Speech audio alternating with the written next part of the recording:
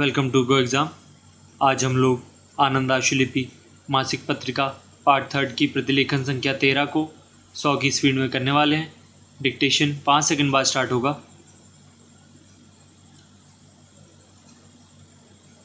Start. भाइयों और बहनों, मुझे आज यहाँ आकर लघु उद्योग सेवा संस्थान की आधारशिला रखते हुए बड़ी प्रसन्नता हो रही है।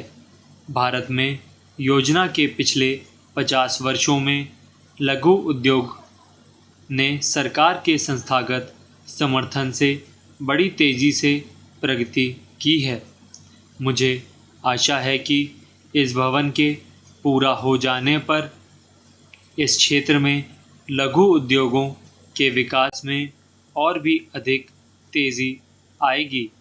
भारत गांव में बसता है, इसलिए विकास के सभी कार्यक्रम गांव के स्तर पर प्रारंभ किए जाने चाहिए और गांव वालों को इस प्रकार के विकास कार्यक्रमों का लाभ सबसे पहले मिलना चाहिए।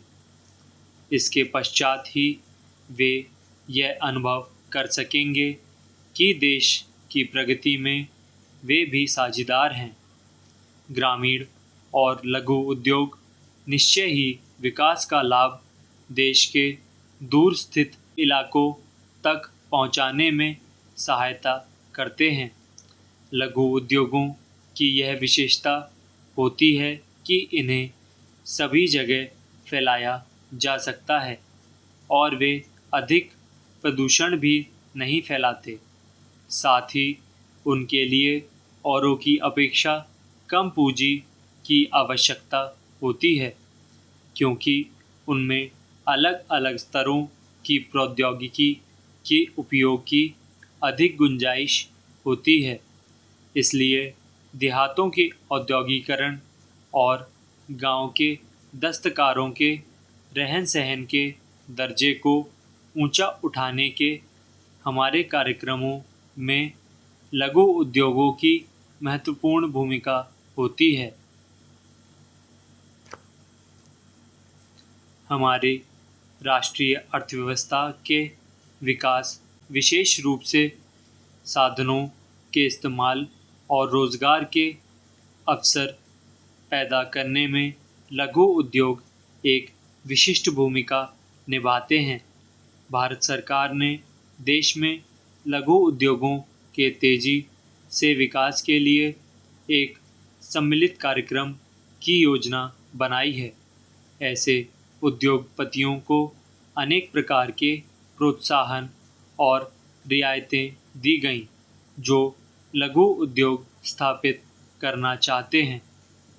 इनसे स्पष्ट हो जाता है कि लघु उद्योगों के तेज़ी से विकास करने में सरकार की नीति बहुत लाभकारी रही है।